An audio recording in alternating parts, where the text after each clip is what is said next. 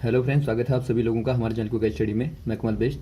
इस वीडियो के माध्यम से दोस्तों आपके यहाँ पर कराऊंगा आर्मी टेक्निकल एनए का फिजिक्स का पार्ट नंबर 35। यानी दोस्तों यहाँ पर आपको मिलेगा भौतिक विज्ञान का भाग नंबर 35। इससे पहले दोस्तों आपको 34 भाग कराए जा चुके हैं। यदि आपने पिछले वाले भागों को ना दिखा हो तो आप ज़रूर देख लें ताकि यहाँ तक के क्वेश्चन आपके तैयार हो जाएँ। तो आज हम बात करते हैं दोस्तों पार्ट नंबर 35 की, जहाँ पर आपको महत्वपूर्ण क्वेश्चन मिलेंगे जो बार बार पूछे गए हैं। तो आराम से आप सारे क्वेश्चनों को देखेंगे दोस्तों और साथ में लगातार नोट करते रहेंगे। तो आइए शुरू करते हैं क्वेश्चनों को।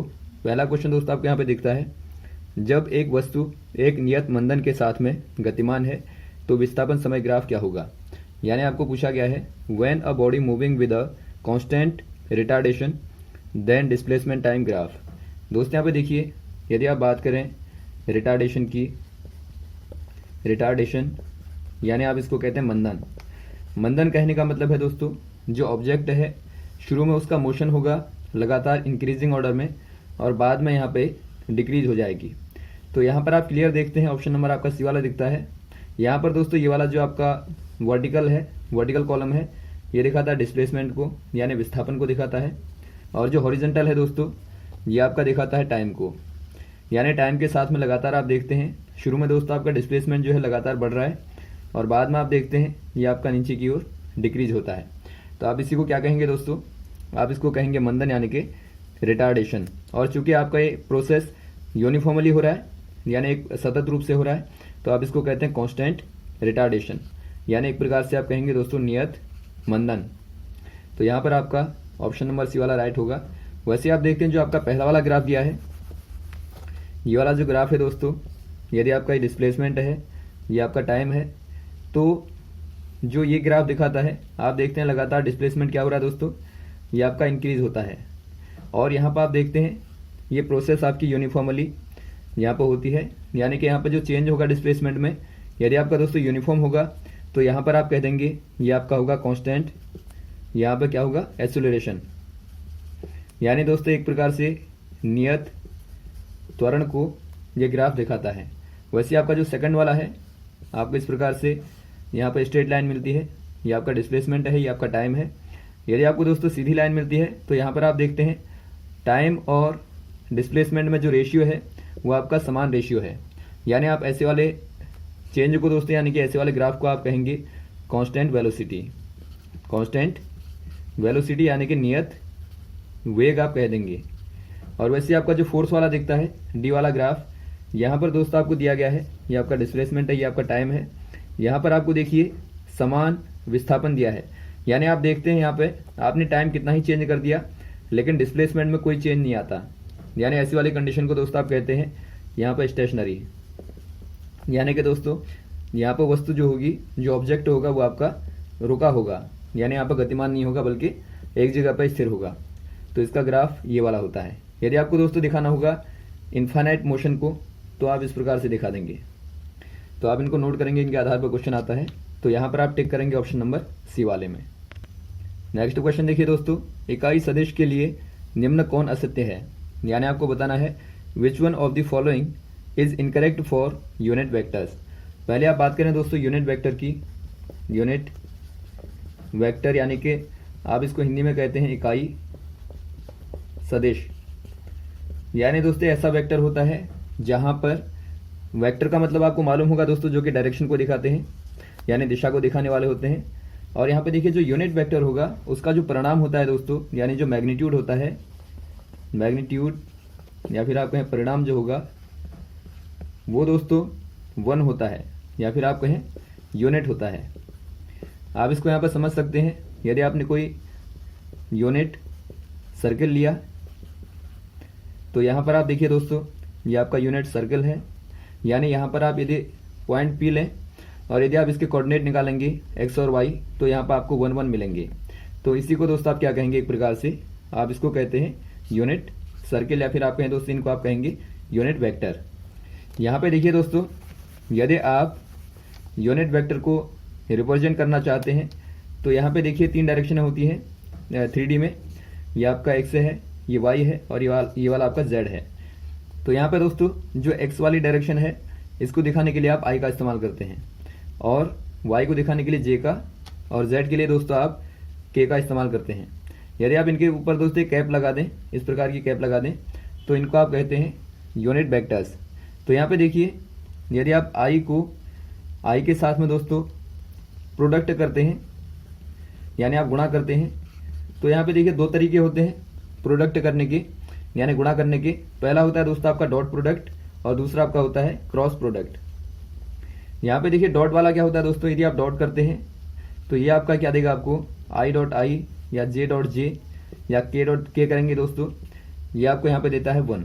वैसे आप यदि आई क्रॉस आई करेंगे, जे क्रॉस जे करेंगे और के क्रॉस के करेंगे तो ये आपको देता है 0।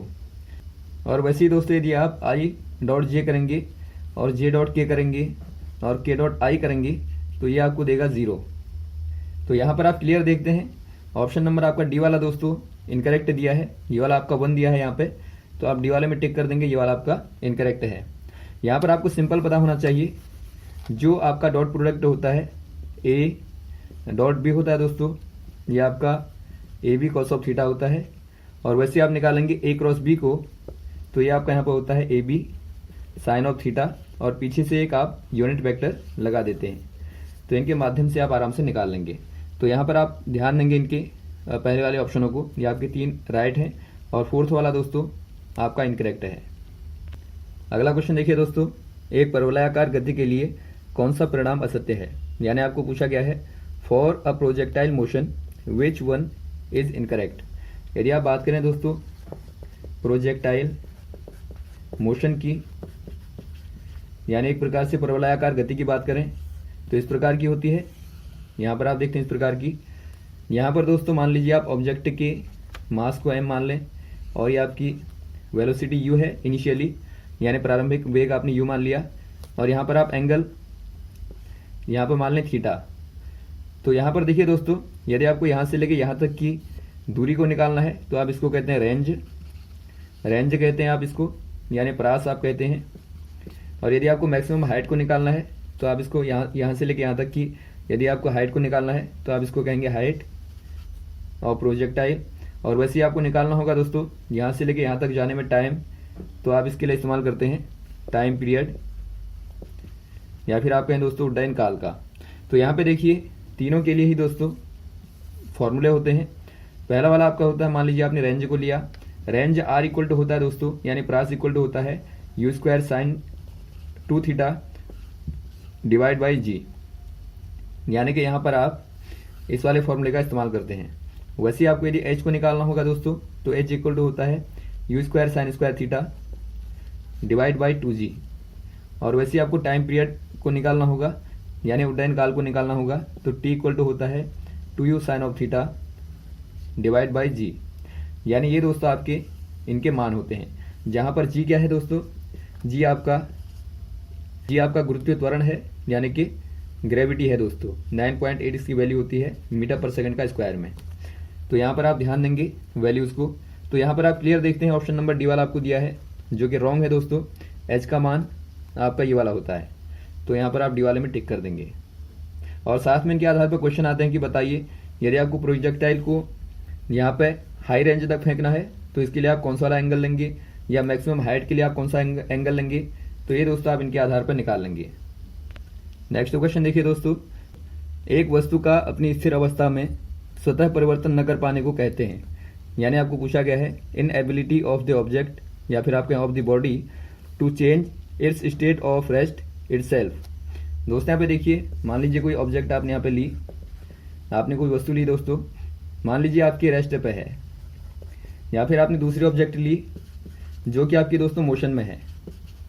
दोनों ही कंडीशनों में आप देखते हैं दोस्तों, यहाँ पे जो ऑब्जेक्ट होती है ये आपकी अपोज करती है दोस्तों to change in their state, यानी कि अपनी अवस्था में दोस्तों परिवर्तन का क्या करती है, विरोध करती है। मान लीजिए आप किसी ऑब्जेक्ट को उठाएंगे तो वहाँ पर आप देखते हैं दोस्तों आपको बल लगाना पड़ता है। वैसे आप मोशन वाली ऑब्जेक्ट को रोकना चाहें या फिर आप डायरेक्शन चेंज करना चाहें तो वहाँ पर भी आपको एक प्रकार से फोर्स अप्लाई करना पड़ता है। यानी एक प्रकार से दोस्तों क्या कर रही होती है, ये अपनी गति का या फिर आप कहें दोस्तों अपनी स्थिर अवस्था का विरोध करती है। तो इसी प्रॉपर्टी को आप कहते हैं इनर्शिया। यानी कि आप इसको कहते हैं दोस्तों जड़त्व। और ये इनर्शिया का जो लॉ है या प्रिंसिपल कहें आप, ये दिया गया था दोस्तों गैलीलियो के द्वारा, तो आप इसको भी याद रखेंगे। और बाद में यहाँ पे देखिए इसी के आधार पे न्यूटन के यहाँ पे 3 लॉ भी हैं मोशन के, जो कि आपने पढ़े होंगे। तो यहाँ पर हम बात कर रहे हैं, यदि आप दोस्तों ऑब्जेक्ट को यहाँ पर ऐसे यदि हिलाना होगा आपको, तो आपको एक्सटर्नल फोर्स लगाना पड़ेगा। वैसे ही आपको मोशन वाली ऑब्जेक्ट को भी दोस्तों यदि पोजीशन चेंज करनी है तो वहाँ पर आपको एक्सटर्नल फोर्स लगाना होगा।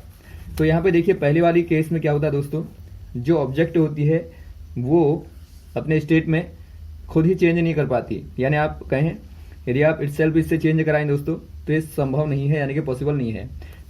इसी प्रॉपर्टी को आप कहते हैं दोस्तों यहाँ पे इनर्शिया ऑफ रेस्ट, यानी कि विराम का जड़त्व आप इसको कहते हैं। वैसे आप कहें मोशन वाली ऑब्जेक्ट के लिए दोस्तों, यानी कि मोशन वाली ऑब्जेक्ट जो है वो स्वतः अपनी गति में या फिर आप कहें दोस्तों अपनी दिशा में परिवर्तन नहीं कर पाती, तो आप इस वाली प्रॉपर्टी को कहते हैं इनर्शिया ऑफ मोशन कह सकते हैं दोस्तों, या फिर आप डायरेक्शन कहते हैं, यानी कि इनर्शिया ऑफ डायरेक्शन और इनर्शिया ऑफ रेस्ट आपके दोस्तों यहाँ पर 2 प्रकार के इनर्शिया होते हैं। तो यहाँ पर आप टिक करेंगे जो पूछा गया है आपको ऑप्शन नंबर ए वाले में, यानी कि विराम का जड़त्व आप यहाँ पे कह देंगे। अगला क्वेश्चन देखिए दोस्तों, गुरुत्वाकर्षण बल, दुर्बल बल, वैद्युत चुंबकीय बल तथा प्रबल नाभिकीय बलों के सामर्थ्य सापेक्ष अनुपात है। यानी आपको पूछा गया है the relative strength of gravitational force, the weak force, the electromagnetic force and the strong nuclear force. दोस्तों यहाँ पे देखिए यदि आप बात करें नेचुरल फोर्सेस की दोस्तों, तो ये मेनली 4 प्रकार के होते हैं। एक आपका होता है वीक फोर्स, या फिर आप कह सकते हैं वीक न्यूक्लियर फोर्स, यानी कि कमजोर बल जो होता है दोस्तों। और दूसरा आपका होता है यहाँ पर ग्रेविटेशनल या फिर आप कहें गुरुत्वाकर्षण बल। और तीसरा आपका होता है इलेक्ट्रोमैग्नेटिक फोर्स, या फिर आप कह सकते हैं वैद्युत चुंबकीय बल। और फोर्थ वाला आपका होता है दोस्तों यहाँ पे स्ट्रॉन्ग न्यूक्लियर फोर्स, यानी कि प्रबल नाभिकीय बल आप इसको कहते हैं। अब यहाँ पे देखिए दोस्तों, यदि आप इसको FW के द्वारा रिप्रेजेंट करें, इसको आप FG के द्वारा दिखाएं, इसको आप FE के द्वारा दिखाएं, और इसको यदि आप F यहाँ पे N के द्वारा या फिर आप FS के द्वारा दिखाएं, तो यहाँ पर देखिए दोस्तों आप यदि इनका रेशियो निकालेंगे तो इनका रेशियो होता है FG FW dot FE dot FS equal to होता है दोस्तों 1 रेशियो 10⁻25 रेशियो 10⁻36 रेशियो 10⁻38। यानी आप यहाँ पे क्लियर देखते हैं, जो गुरुत्वाकर्षण बल होगा दोस्तों, यानी जो ग्रेविटेशनल फोर्स होगा वो न्यूक्लियर फोर्स से 10⁻38 टाइम वीक होता है। या फिर आप कहें दोस्तों जो स्ट्रॉन्ग न्यूक्लियर फोर्स होता है वो ग्रेविटेशनल फोर्स से 10⁻38 टाइम स्ट्रॉन्ग होता है। ये क्वेश्चन आपका बार बार आता है, तो आप ध्यान देंगे।